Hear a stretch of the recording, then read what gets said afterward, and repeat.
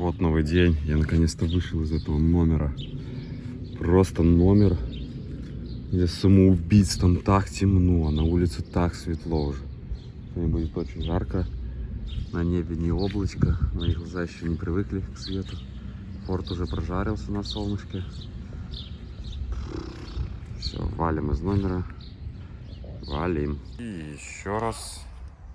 Не помню, как эта хрень называется. Очень красивая. Идем на экскурсию через парк. Плюс 32 на улице. Чуть-чуть тенек спасает. Так вообще невозможно. Во, блин, конец отпуска. Сегодня последний день. У нас купаются воробьи. Я думал, только куры так делают. Походу, воробьи тоже купаться любят.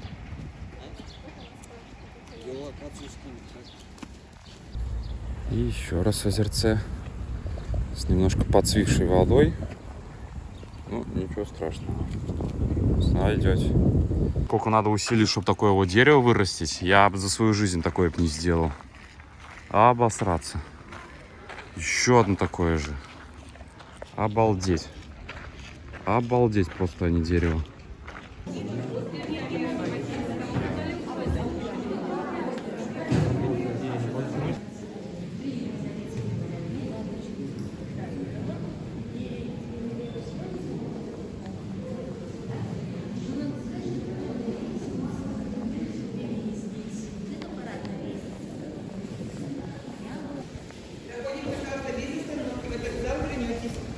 Не останавливайтесь, пожалуйста.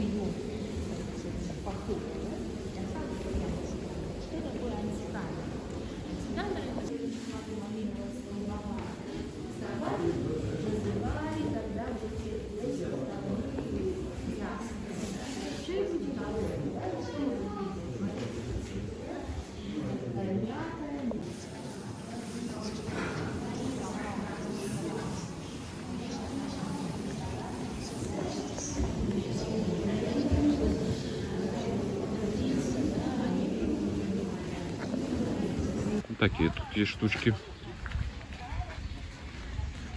с колонками. Главные врата. Туда, короче, не пускают. Говорят, каких-то только иностранных групп пускают. Короче, там. Вот такой вот это дворец с этой стороны. Здоровущий, нормальный такой.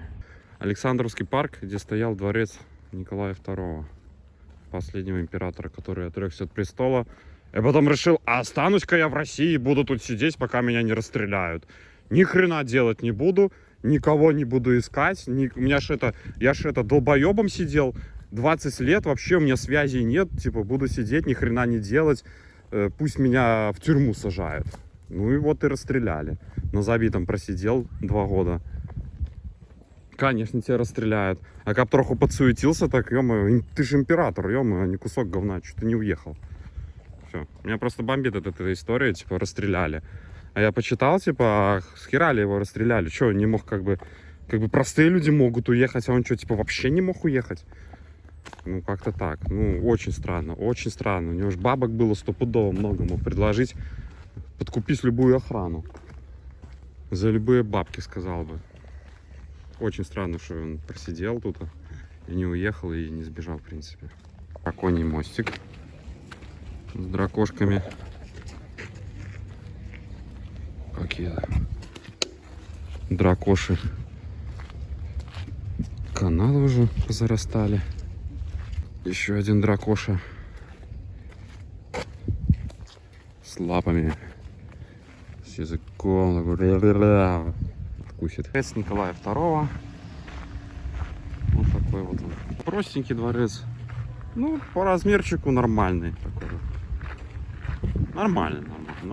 То есть, надоело тут тусить, пошел там тусить. Надоело там тусить, пришел тут тусить. Все строится, реконструируется, все прекрасно.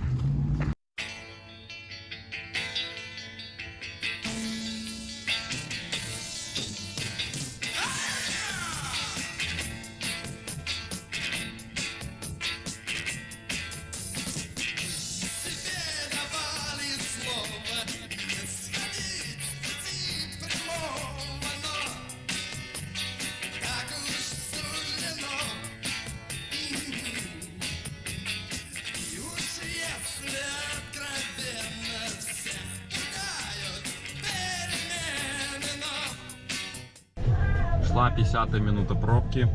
Кстати, вот встречка поехала только через 25 минут. То есть мы более-менее еще двигались, а встречка не двигалась вообще. 25 минут стояли вот эти тачки.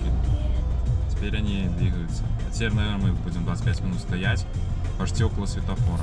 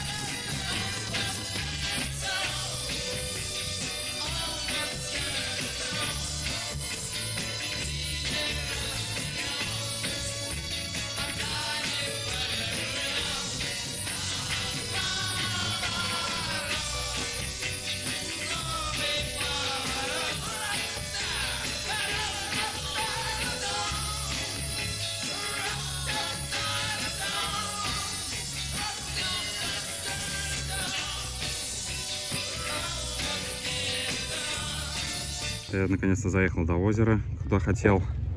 Ну, фордяру думал выкупаю. А оказалось, что тут народу, ё-моё. Пляж все-таки, как-то людей пришли. Думали, тут как-то аккуратненько я подъеду, буду стоять по красоте один. Тут, может, по осени можно одному приехать.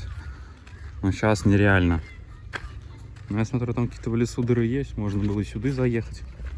Ну ладно уже. Уже как есть. Сейчас надо залезть в воду, трохи отдохнуть. Умею я выбирать тихие, уютные места. Уютно, тихо, конечно.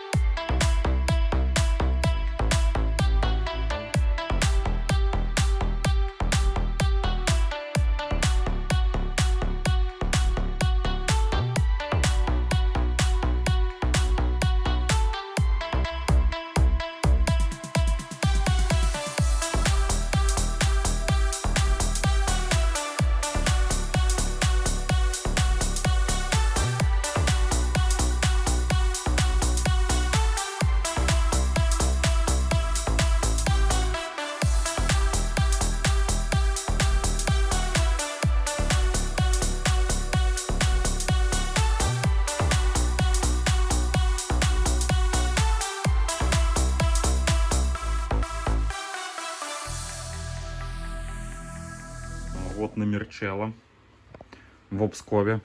Конечно, не Ольгинская гостиница. Ольгинская нас, главное, забронировал, а бронь отменили. Кондиционера нет, но уже, как говорится, не в подвале. Есть окно хорошее. Вот. Ну, а тут типа сальник, сральник. А тут типа унитаз и ванна. Конечно же, пейзажи. Пейзажи, промзона, шиномонтаж, автоглушители. То есть может с утра какой-то КамАЗик приехать, колесо менять. Развал схождения, ГРМ, подвеска. Уф, мне надо развал делать. А тут все сразу в одном месте. А вот и гостиничка. Как выглядит снаружи. Оказывается, у нас гостиница на мансардном каком-то этаже. Поэтому в ней так высоко жарко. Но зато у нас гостиница, шины, диски, сервис, автозвук, ремонт бытовой техники, автостекло, автозапчасти. Тут просто можно закупиться. Памятники и алкоголь. Вечерний Псков. Такой вот он красавец. Ну, почти как Питер здания такие, здоровые. Тут и там. Не, ну я шучу, конечно. На Питер не похож. Абсолютно не похож. Даже Царское Село больше на Питер похоже, чем Псков. Как выглядит Псковская стена восстановленная. А вот как выглядит невосстановленная. Но местами и невосстановленная выглядит получше, чем эта часть. Забота о памятниках архитектуры. В областном центре то. Ай-яй-яй. Но, видимо, там другую сторону чуть получше восстановили, а эту, короче, я смотрю, пока что вообще не трогали. Вот стена не восстановленная. А вот сразу как выглядит восстановленная. Примерно как она и должна выглядеть. Такая вот. Сейчас надо подняться, посмотреть, как она там со входа с другой-то стороны выглядит. Ага. Ну да, восстановленная. С крышей. Только тут, видимо, все пьют, когда холодно. Вот такая вот стена. Нормальная, в принципе, нормальная. Такую, так вот надо все восстанавливать. Хорошо, хорошо сделано. Да, вот так она выглядит с обратной стороны. Красиво, красиво, конечно. Там врата входные какие-то. Такая вот она была стена. Арбитражный суд города Пскова. Такие выходят все судьи, вот эти все высшие инстанции, чиновники такие вот.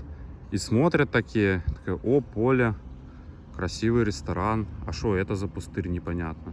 Может, такое здание поставить? Типа не замечают, что тут вот такое заброшенное здание. И тут тоже вот какой-то вот кусочек есть здания отреставрирован, а это что-то вообще не троганный. Типа, может, другому собственнику принадлежит, поэтому его до сюда довели. Ну, тоже странно как-то. Как бы, ну, вообще странно. Ну, типа, мы арбитражный суд, ну, как бы, нам вообще до этого здания, как бы, а то, что около суда какая-то развалина стоит. Ну, то есть, может, на какую-то историческую ценность, ну, конечно же, имеет, судя по внешнему виду. Но все равно. Интересно такое наблюдать. Он свет не выключил в суде. Наверное, суд работает. Арбитражит. На некоторых участках стена превращена в ресторан. Вот я вот не знаю, ее расширяли, не расширяли. Или, в принципе, вот на том пятачке достаточно места для создания ресторана. Но, как бы, вот, ресторанчик. Ресторанус. Ну, наверное, круто. Что хоть такой кусок стены сохраняется. А тут такой вот мостик стоит около ресторана справа, слева от стены. Прикольно его сделали так. Может, он здесь давно стоит? Как-то уж слишком изящная работа, чтобы быть просто казушной. Прикольно такой. Такой можно самому сделать дома по красоте. Была крыша с восстановленной крышей. А здесь вот участок, ну просто она восстановлена, но без крыши. И вот оно и видно, как оно, прям даже вот по рисунку. Вот там он под крышей, оно выглядит как новое, просто какую-то только что кладку закончили. А где крыши нет, так тут вообще, ну, видно, что оно вымывается дождями, всякими ветрами. Тут вообще вот уже надо 2 кладки кирпича вот это уже поднимать, перекладывать, чтобы если крышу ставить, либо еще что-то тут делать. Ну, как-то хорошо, что отреставрировали, но чуть-чуть обидно. Как-то идешь и обидно. Вот видно, как восстанавливали. Вот здесь восстанавливали. Свеженькая. Здесь уже, типа, как эта стена будет выглядеть, та часть лет через 10. А дальше мы видим, которые восстановили еще раньше кусок. То есть восстановили, крышу не поставили, она все нахер. Наш этот известняк уж водой размывает все полностью. Он трескается, он, ну, как бы ненадежный камень. А тут вот вообще вот. Все, под деревьями такие вообще раструщило всю стену. Хотя тоже видно, что эта часть восстанавливалась.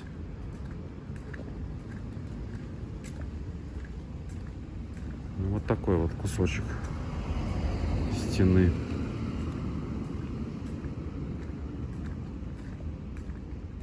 А, ну вот этот как-то и не восстанавливался. А, его просто сложили без планов сделать крышу, я так смотрю. Просто уложено и все. Ну, тоже башенки сложены. Ну, хоть башенки под крышей. Они долго простоят, конечно, трохи подольше, чем не башенки.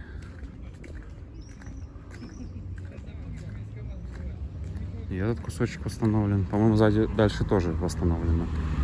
Но тоже делалось с запасом под крышу. По итогу тоже крыши нету, и она тоже будет рассаживаться и разрушаться. Может, троху под деревьями, конечно, сохранится, но тоже обидненько. Что-то хата в Обскове почти в центре, никому не надо. Ну, главное, вон там, где фонари горят, это стена, прокуратура и вот заброшенный дом. Типа никому не надо хата в центре Пскова, даже если деревянная. Ну, вот же нормальная хата стоит, двухэтажная. Вот это почему-то хата надо всем. И там вон хаты надо. А тут не надо. Что у нас тут справа будет? Да, у нас какие-то предприятия. Центр короче, непонятно, что написано. Какой-то центр инженерного. Там какая-то площадка расчищена, но не построена. Ну ладно, ладно. Как есть. О, красиво домина. То есть такая часть. Еще такая вот надстроечка у него двухэтажная. Мое почтение. Какой стиль. На стиле. А здесь гаражи без охраны. Тоже интересно. Как-то их еще не вскрывает тут никто. Не ворует. Псков. Псков исторический. Скорее всего, здесь дома все 50-х годов, потому что на одном было написано памятник культуры 50-го года. А выглядит, как будто он войну пережил. Такая тут красотень. Псков, вечерний Псков уже. Даже чувствуется, что не как в Питере. То, что темнеет сильнее и раньше. То есть в Питере, в принципе, там идешь и даже на тень не обращаешь внимания, потому что ее как бы нету в ночи, оно просто, ну, ночь. И в Суарве тоже просто чуть-чуть приглушилось и теней нету, а здесь уже все, есть тени. И от фонарей, и так, в принципе, и темнеет просто, чернь появляется.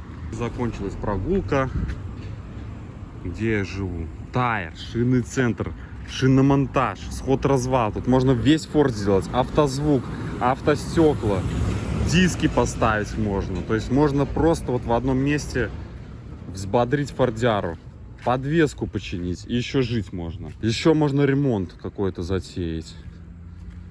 Вроде все сказал. Еще сам сервисный центр. Чемодан.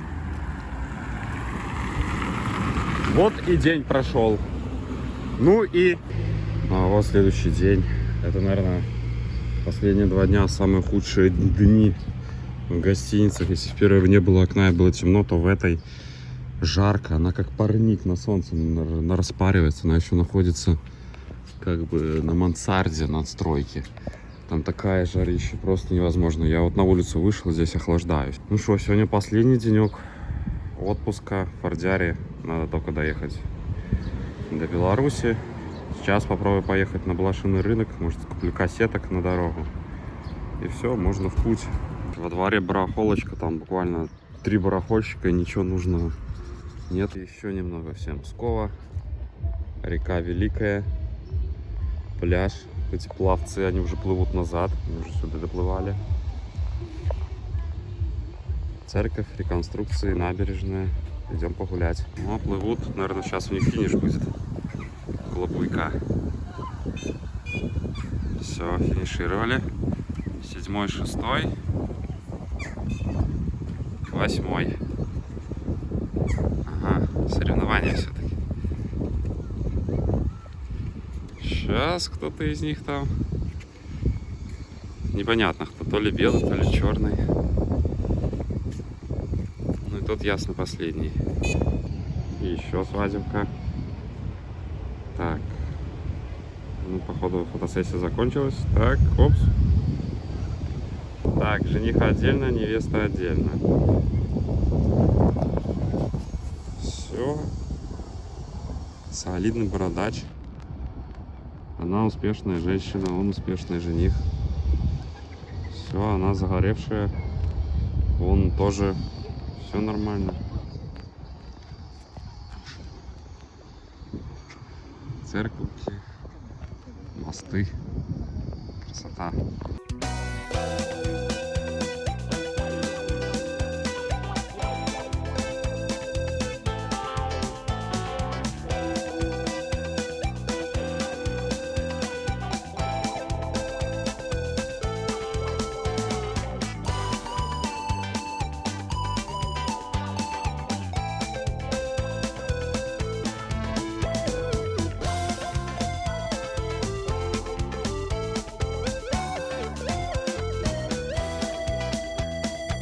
Садится с ней рядом, он берет ее за плечи и причудливым узором засверкает его речь.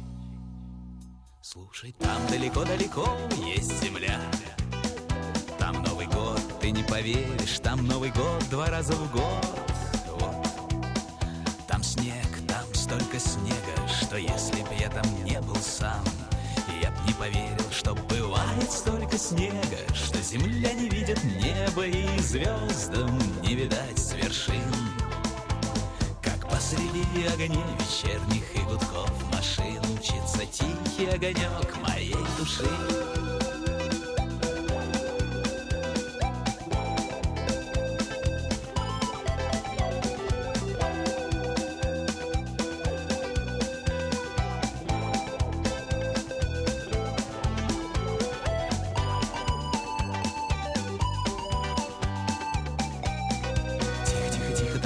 Говорит с Москвой. Москва, Москва, забери меня домой. Долгую, упрямую строкой бежит дорога подо мной. Еще чуть-чуть и распрощаемся с землей, а ей клянется, что вернется. Совру, так с места не сойду, врет. Короче, решил остановиться, вот это все засрано. Попробуй проехать дальше. Где покрасивше. Ну смотри, какой лес. Можно все, Оля. Нафиг Оршу. Едем кататься. Ох, как хорошо. Помнишь это вот ощущение вот. Ты голос.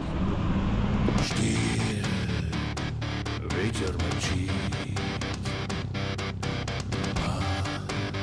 Белый чай гранат. Штиль, наш корабль забудет. А ты в мире с городом сном. Очень всех времен есть имен лиц. Мы уже не ждем, что проснется бриз. Штиль, да! Сходит с ума. Жара пахнет черной смолой. Смерть одна лишь нужна. И мы вернемся домой. Его кровь. Прогулочка. Проедем.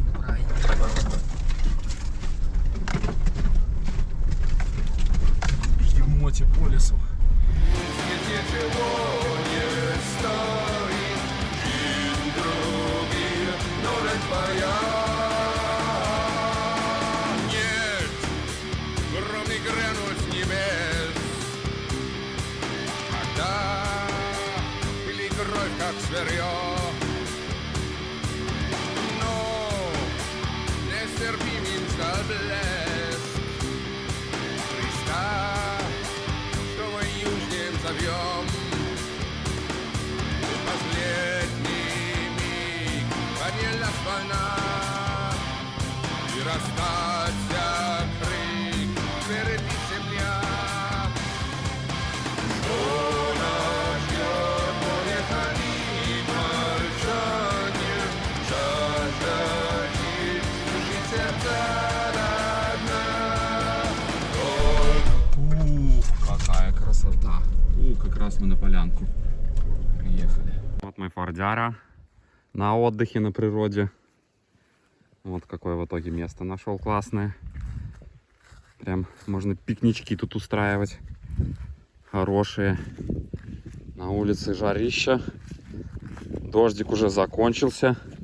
О, черт, тут какой-то бережок, конечно, не идеальный. Не покупаешься. Озеро называется вот так вот. Фордярка вон стоит. Хорошенький. Что у нас тут есть по воде?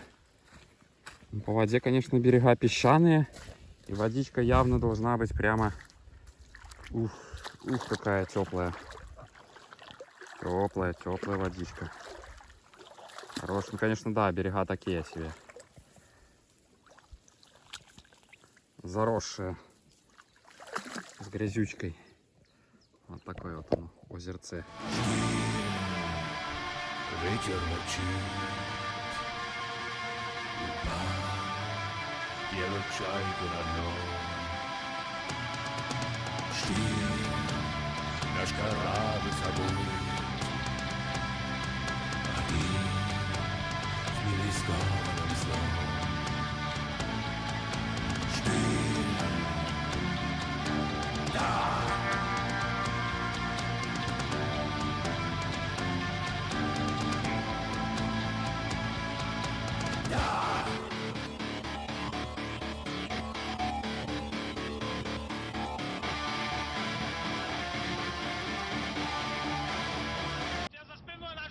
Да пошел ты нахрен! Тормози, говорит! Гони, ешь твою! Гони! Гони! Гони! Вправо, вправо, не влево! Сучки!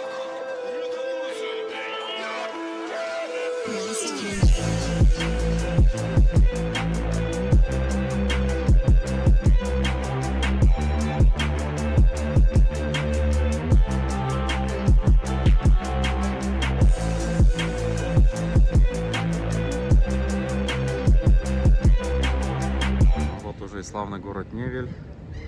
Уже в 5 километрах от границы. Сдал все копеечки, как обычно, в магазине в Магните. Обналичил на товар. Теперь на мойку. Обналичить российские деньги до конца. И, в принципе, можно уже ехать. Потом на заправку. Заправиться до горла, до полного, потому что трохи на бензине проехал, когда газ закончился. И все, и можно выдвигаться. Старые девятки, старые мопеды. Давай ты разгоняй свою, разгазуй. Блять. Уф, где мне эту ямку объезжать? Всю Россию проехал, блять, под Невелем колеса оставил. В Невеле, в городе. Мы тут сим-карточку подключали 2 недельки назад. Примерно в это же время, я бы сказал. Когда мы там вчетвером раздублились до Невеля. Какая-то девушка работает еще. Или она слишком занята своими делами. Приграничный, очень богатый город. Люди зарабатывают за счет контрабанды.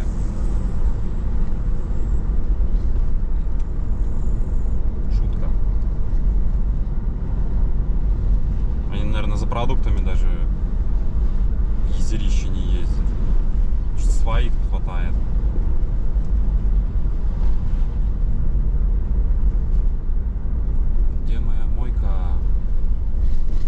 залезть на мойку по песку. Автомойка. Нет, это не та. Вот она. Ну, ладно. В принципе, не помню, она это не она. Хоть убейте, не помню. Попробуем.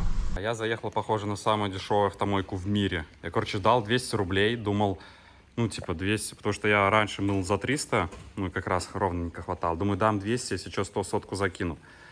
Я уже второй раз ее мою, уже второй раз нанес пену, у меня еще 100 рублей в запасе. Он, может, сдачу выдает? Не, он, наверное, принимает только монетки. Понятно, короче, такие дела. Он, оказывается, еще монетки принимает, можно в монетах закинуть. Уже фордяру второй раз отмываю. Сейчас пройдусь второй раз, потом воском. Ну, в принципе, все. Он еще пылесосиком пропылесосить. Ну ладно. Красавец, красавец. Уже видно, что колпачки блестят. Пена работает, все хорошо. Так, ну а я нахожусь ровно на том месте, где я год назад закончил путешествие на Баджадже. Красиво, красиво, конечно. Фордяра помылся снова на самой дешевой заправке в мире. За 200 рублей я мог его помыть 3 раза, но я его помыл 2 с воском, все как положено. По факту больше сотки туда не надо закидывать. Что хочу сказать, пару слов о получившемся путешествии. Хотелось Сювайва, прям, что будет жестко, а оказалось все как-то очень легко. Форд очень комфортный автомобиль, там где я страдал на Баджадже, оказывается, на Форде можно вполне себе спокойно, весело, задорно лететь 80 км в час. В палатке даже ни разу не ночевал, потому что везде гостиницы. То есть, конечно, можно было, знаю, принудительно, так сказать, в 30 километрах от гостиницы заночевать, там в палатках, на озерах. Но вот как-то не хотелось, когда есть возможность заночевать в гостинице, зачем как бы заставлять себя спать в палатке. В идеале, конечно, было бы, если бы я куда-то заехал так, где гостиниц в принципе нет. У меня, в принципе, так и планировалось, что в Сартовале у меня не получится просто снять гостиницу, потому что там туристический сезон, и я в прошлом году просто не смог там снять. А в этом году, смотрю, гостиниц много, то есть я и в Сартовале переночевал, в итоге на озеро не ехал. Потом еще было одно озеро в приграничной полосе, его тоже пришлось отменить.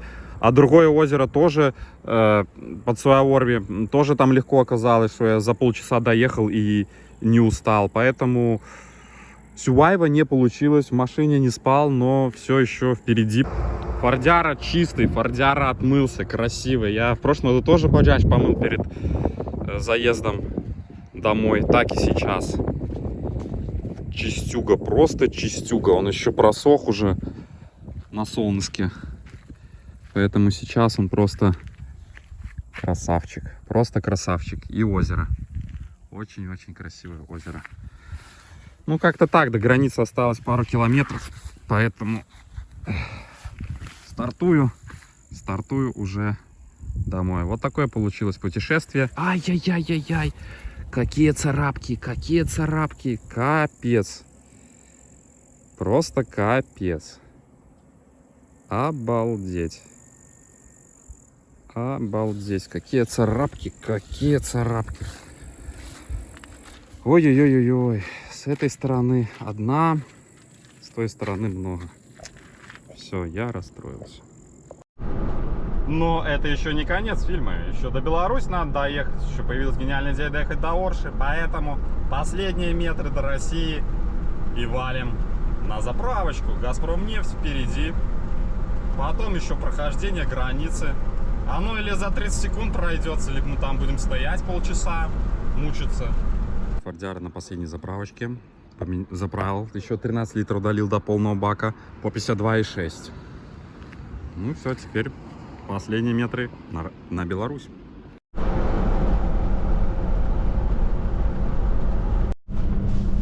Ну вот последние метры по России.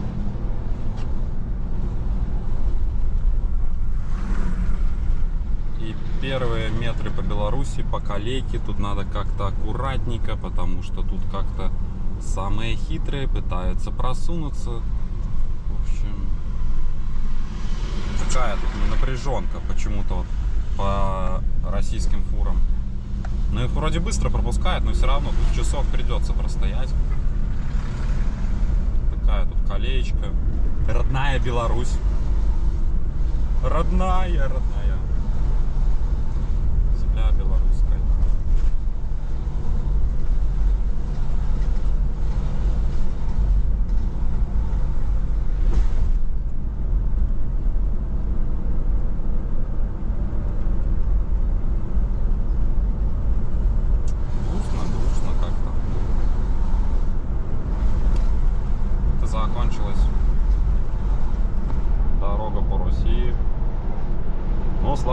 мы едем на дешевом бензине, на дешевом газе. Так, уже надо убирать этот грузинский акцент. Уже все в Беларуси. Почему-то в России только с грузинским акцентом. Здесь вроде бы наших погранцов нет. Они если стоят, то только вот здесь вот, на вот этом пятачке. Да, фур много сейчас стало стоять. В принципе, больше, чем было, да? Или все-таки... Нет, я запутался. Когда въезжали, столько было или нет? Сколько там уже? 2,32 уже. Выезжал было... Ну правильно, по копейке в день он уже прибавляет.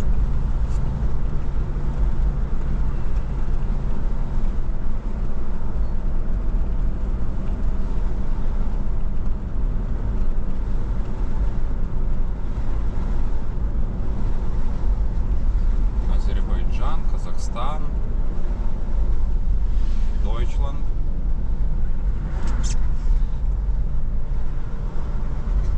С различных провинций номера. Короче, на всю изерищу стоят. И тачки везут. В основном казахстанцы, турки, ТР, Турция, наверное. Азербайджан, Казахстан. Наверное, помидоры и все остальное везут. Большая колейка.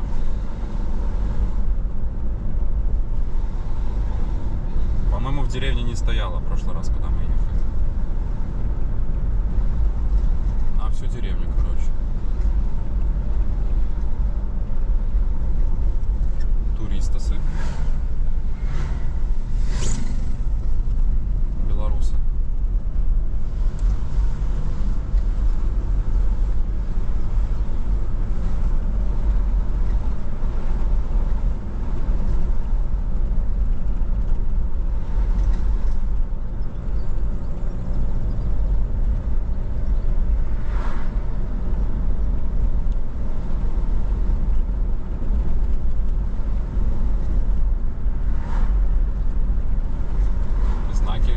Скорости непривычные, слишком большие. Мой глаз уже отвык от таких. Это белые таблички какие-то непонятные.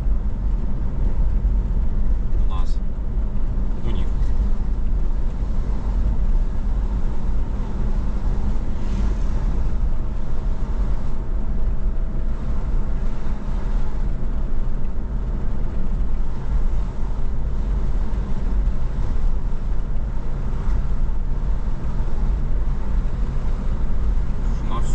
На всю деревню.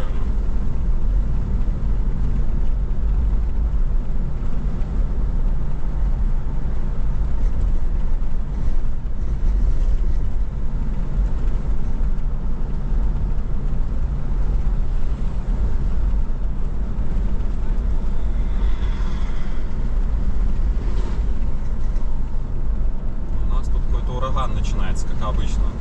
В прошлый раз я приезжал на Баджаджи в ураган. И сейчас ураган.